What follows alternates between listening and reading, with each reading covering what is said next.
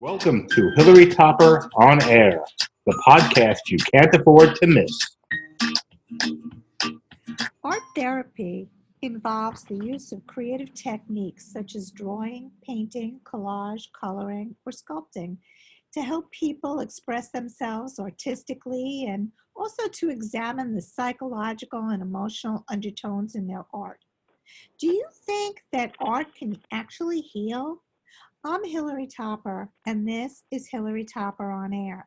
Today, I'm very excited to be speaking with artist Michelle Sakhai. Hi, Michelle. Welcome to the show. Hi there. Thanks for having me. Happy to So, be here. tell me a little bit about yourself and your background. Sure. So I grew up in Long Island, New York. Had a Japanese mother and an Iranian father. So I grew up in a mixed heritage home, lots of culture. And I began painting when I was very young, as soon as I could hold any drawing material, really. And that was my path from very early on. And I then went on to study painting in schools, many different schools in New York, to abroad in Spain and France, and then I moved on to San Francisco for my master's in painting, and then continued teaching art in Berkeley for a bit, and then moved back to New York. So I've made a full circle, and here I am back in New York City right now. That's awesome. So, tell us a little bit about the evolution, your evolution as an artist. What in your life has shaped your work, in addition to the culture that both your parents bring? So I grew up painting mostly figurative landscape in plein air, so landscape painting, and that's what I studied. And I came to a point, it was interesting because I always say as I evolved, my art evolved, and it's still evolving. And I never thought I'd be an abstract painter. I was always very focused in landscapes, and I avoided every abstract art class I could, and never thought I'd be doing this. But what happened was, I think while I was always, looking for subjects to paint, and you're constantly focusing on the beauty in the world around you. And once I started really going down this spiritual path of learning about our timeless selves, and connecting with the deeper part of me, I was, beginning to, I don't know, I guess I was evoking all kinds of emotions and just intuition, and through that I evolved, and I started painting from within, I say. So it just kind of became more abstract little by little, and it was a very long process. And I really didn't, I just started painting a series of sky paintings, which now looking back was the perfect bridge between figurative and non-figurative, because skies are so abstract. Mm-hmm. So it just started pouring out of me. I didn't know why, and I mean, now looking back, it makes sense. It really was the perfect transition into abstract art for me, in a gradual way.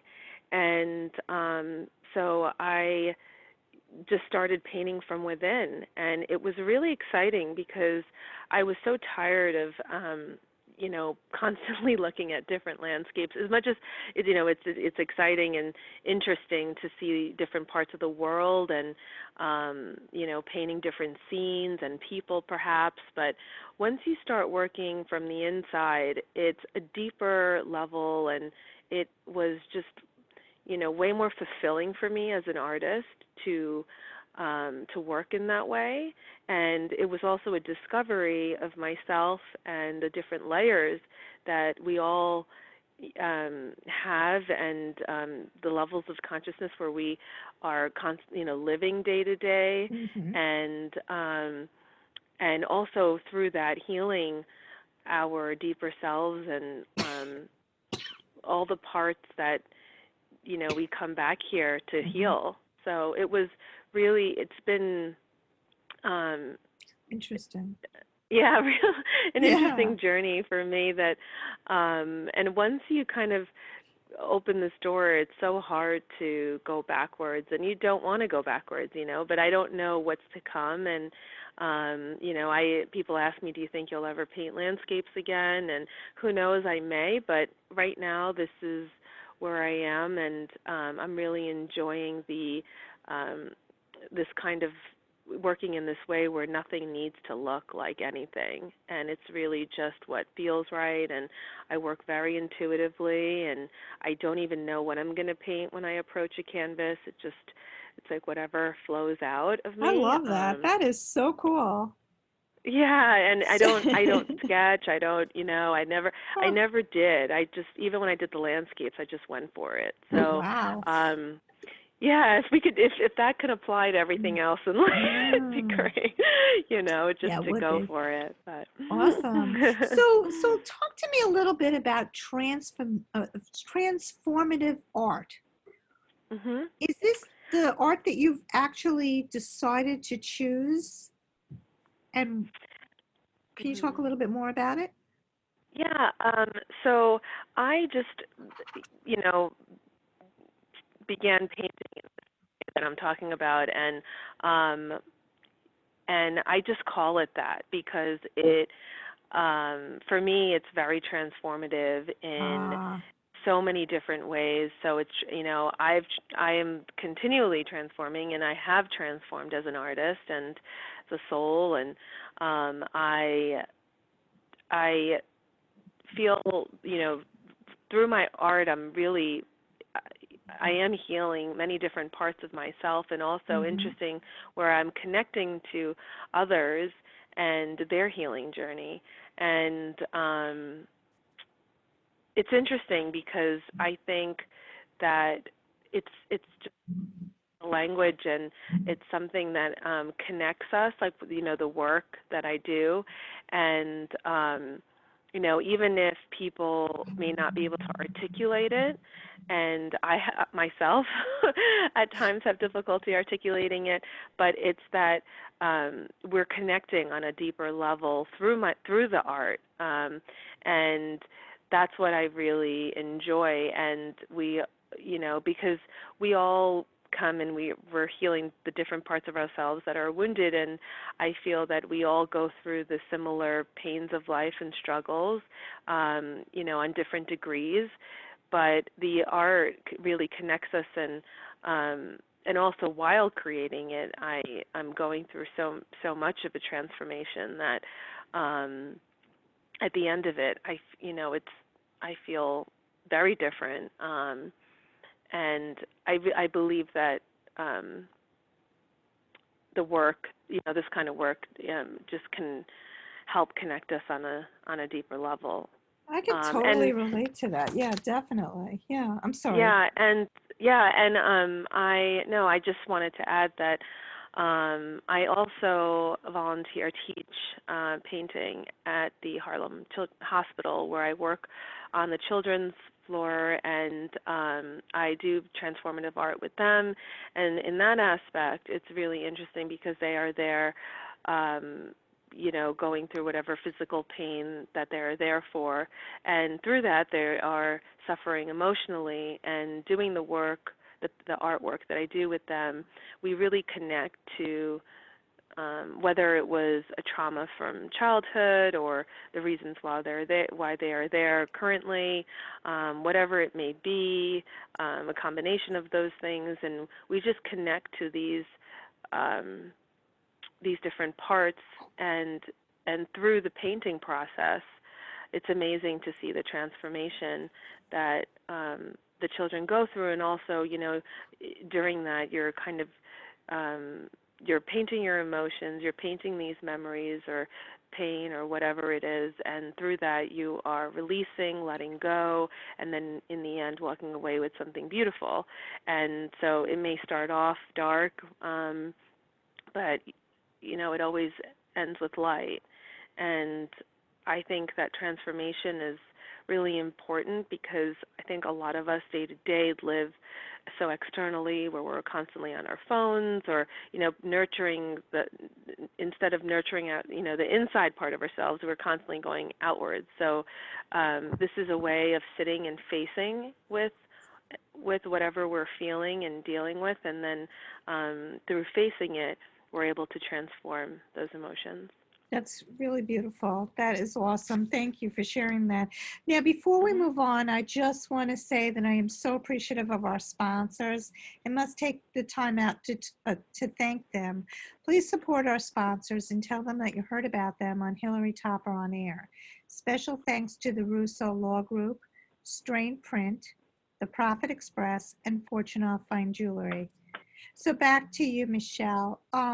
Art therapy is widely known to be a positive form of treatment, as you have told us about your experience at Harlem Hospital. We've been seeing a lot of coloring books for adults everywhere. I mean, I actually saw my dad with his girlfriend using a coloring book. What's your take on this? I think really anything that will get you to sit down and, practice these, activities, whether it's really what excites you, I think for everybody it's different. If people, I never personally, I never liked coloring books really because I always found it frustrating to have to stay in the lines, which I think says a lot about my personality, and I never wanted to be told what I can paint or where I can paint or what I had to paint. So for me, I like the limitless feeling of, working on a plain white paper, canvas, whatever, wall, that I can just do whatever it is that my heart calls for. But some other people like guidance and they enjoy that. So I think, there isn't a right or wrong answer. It's whatever excites you, really. And if it's bad or,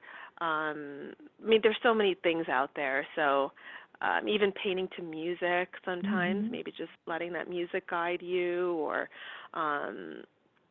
those meditation, I forget what they're called right now, but they have those meditation drawings also that they come in all different shapes and designs, and creating those perhaps, or but really I think also sometimes when you have the lines and whatever it is, that's kind of your focus ends up being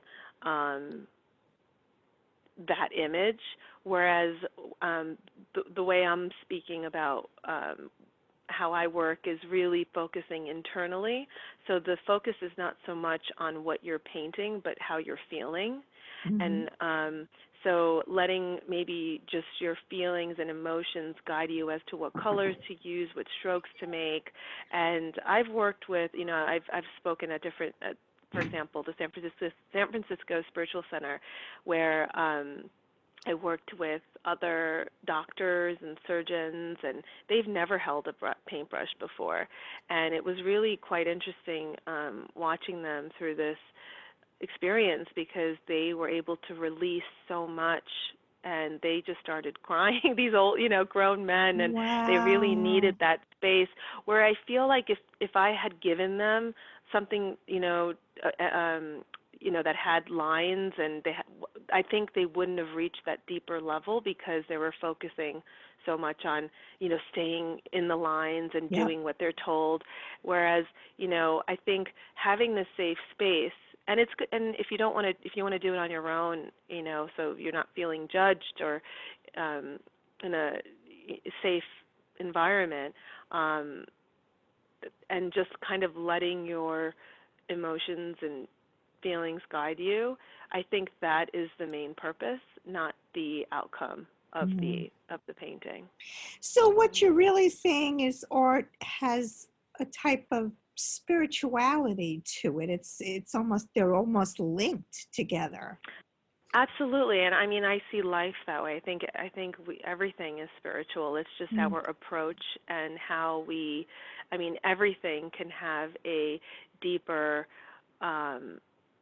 meaning to it, right? Even just eating, if we are mindful and sitting and enjoying our meal and chewing consciously each bite and tasting the food, it's a whole different experience of just eating than if you're running out, grabbing something, eating in the car on the way, right? Like everything, it's that approach to. I mean, I see that as an approach. It's how we do everything, even sleeping.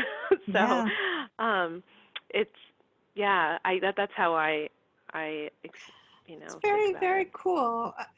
So I hear that you have a new book coming out. Can you talk a little bit about this to our listeners? Absolutely. Thank you for asking.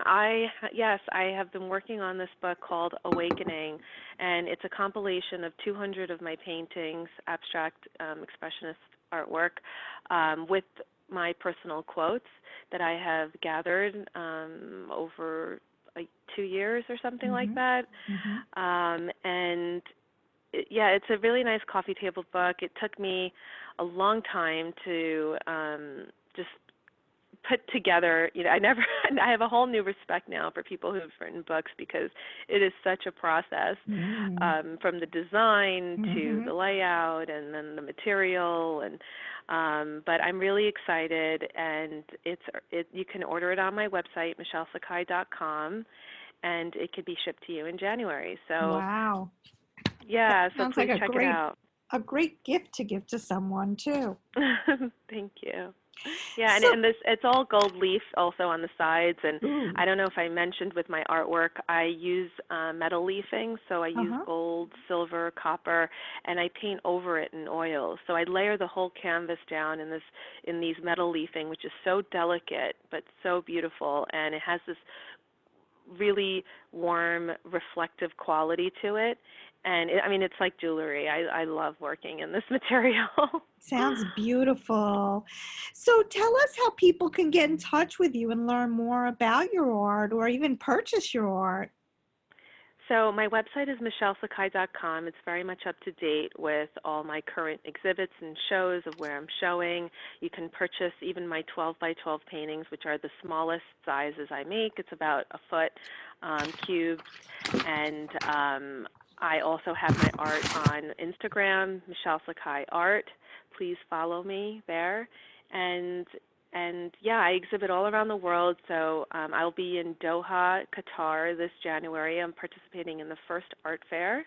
Wow. So that's a lot exciting. going. There's always things. Yeah, there's always things happening. So and if you're local in New York City, my studio is in Long Island City. So if you'd like to come by for a studio visit, feel free to email me at info@michelesakhai.com.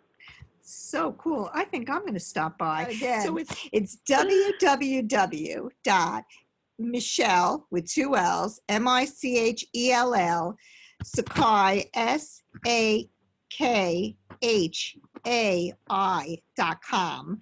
And you can go to her website and check out all the really cool things that are going on, including her new book that's coming out and her studio. And I want to thank you, Michelle, so much for being on the show.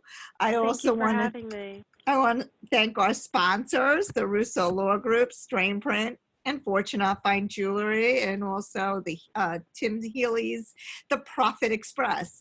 And last but not least, I want to thank you, our listeners, for tuning in. If you want more information on this show or any other show, visit our website at HilaryTopperOnAir.com, or you can find us on Spotify, iTunes, Google Play, SoundCloud, and now we're on Alexa. So have a great week, and we'll see you next time.